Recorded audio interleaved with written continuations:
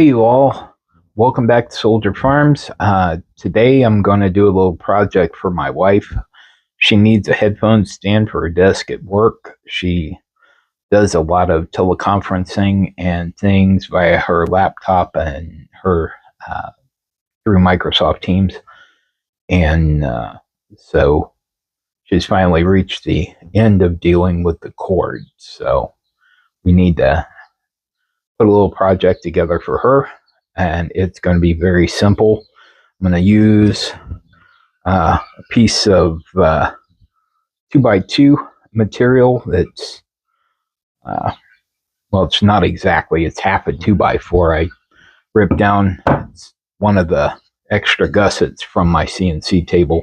And then this piece of 2x6, which we're going to make a bevel and a couple of miters, and trying to make a semi-nice little headphone stand out of this very basic wood.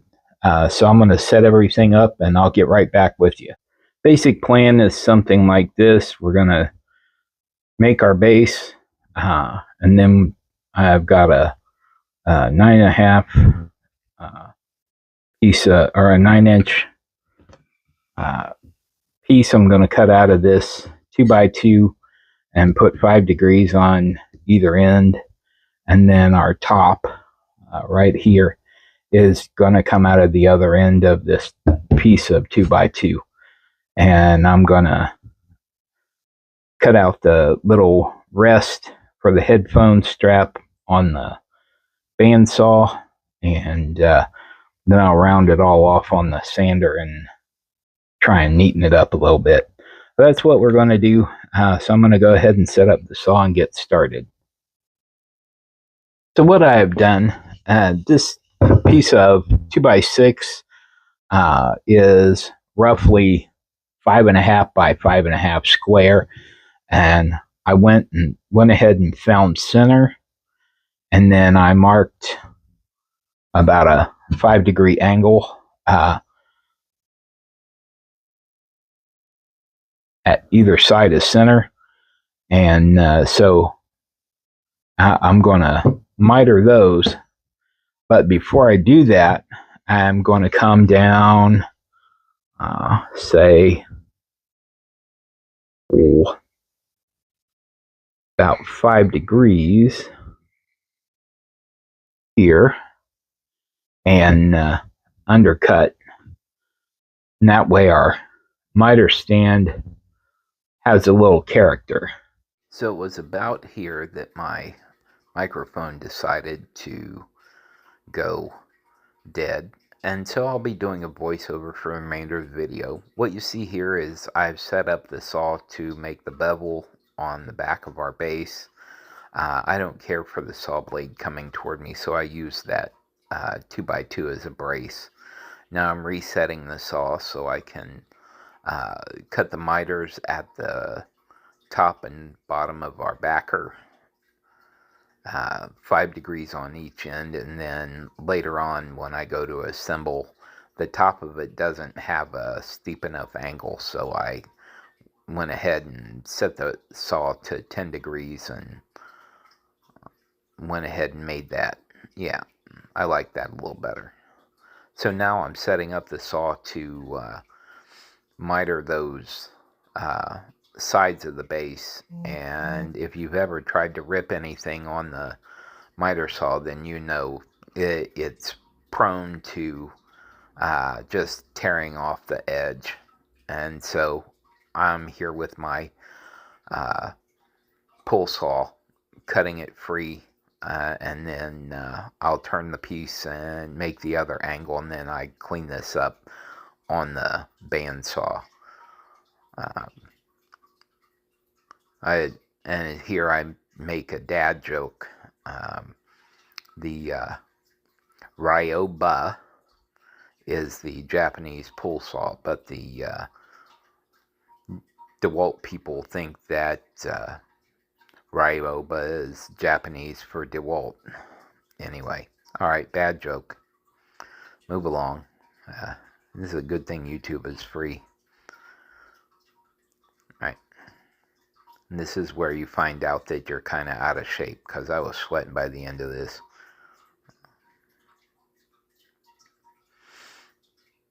Alright, there we go. Base is done. Now we're moving. Move over to the sander. And, for a cheap tool, one base sander isn't bad. It doesn't have a lot of power. If you push too hard, you can stop the belt. But it works. If I needed more power, I'd probably just buy a bigger one. Alright, so we're doing a little fitting and a little moving around, a little fitting, a little moving around. Sorry to just abandon you, but... Alright, there we go.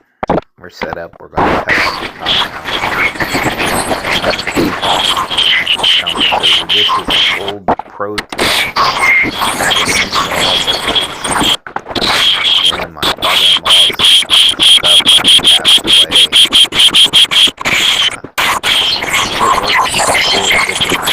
Bandsaw. There again, not a whole lot of power. It has like an 8-tooth blade on it, so it's not too bad. You can't really resaw on it. I'm gonna make a fence for it. I found some nice videos, and I found a fence that doesn't look too hard to do the things I need it to do.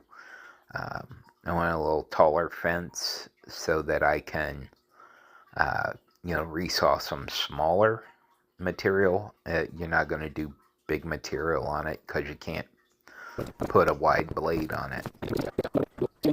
Alright, there we go. Alright. I think that top of that thing, you'll see it. There's a knot on one side, kind of looks like an eyeball. So I call this the Goonie Bird headphone stand.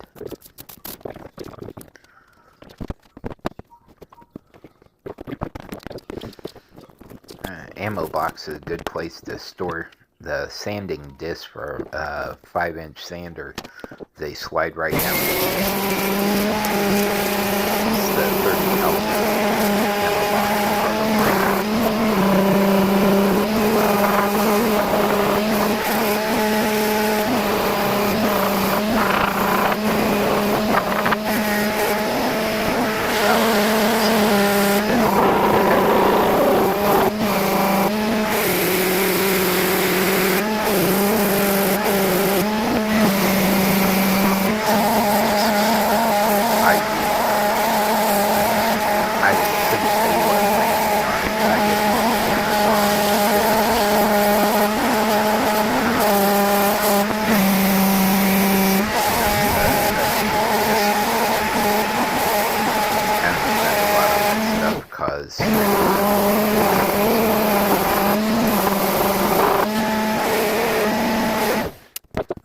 If I was doing fine furniture, I'd probably feel differently about that. I use those Clorox wipes to wipe those things down before I glue in things, and it seems to work well. I'm sure there's probably better ways to do it. I'm not concerned with that. I know what works for me. Alright, so I'm gonna put down a little more CA glue than I should have. You see I get some squeeze out there, and despite having, wiping it right away, that CA activator that hardens it, and you can no longer wipe it away. So, I have to let it dry and then sand it off, which is not a problem. Through the magic of television, it's the next day. All the glue is dry. I'm setting up the sander so I can do the cleanup. And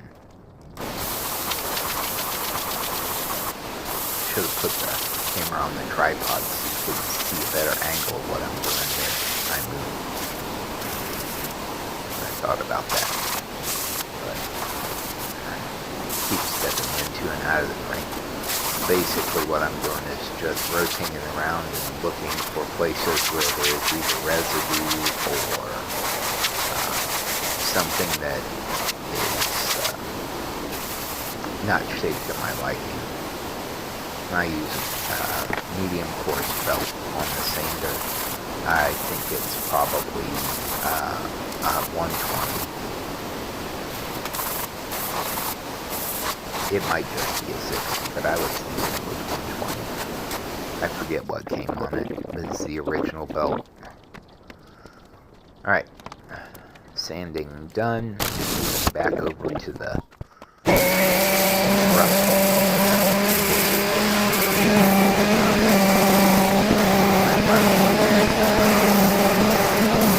60, 120, and 150.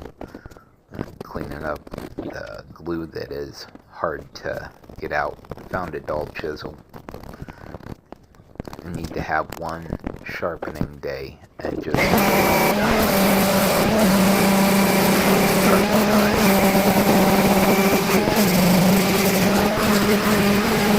all that stuff.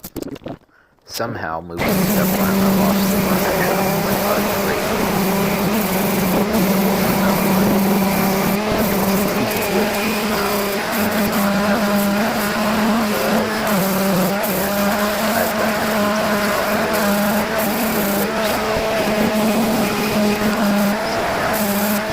do some reviews of that stuff.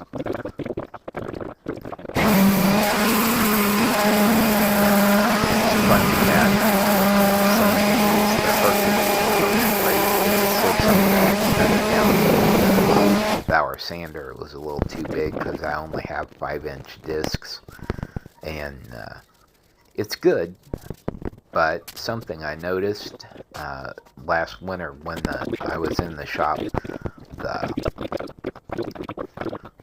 if it gets a certain temperature, that vinyl backing stiffens up and it releases the sandpaper. So here I'm using this Old English scratch cover. I don't need to do a pre-stain conditioner if I use that, and it gets a decent coverage and color for the pine projects. I'm sure there are better ways to do this, but that little bottle of scratch cover covers a multitude of sins when it comes to woodworking. This just being a prototypical project, you know, a little something my wife can use, and maybe it'll be something that I'll market in the store after I refine it a little bit. But I don't think it looks bad. Thank you.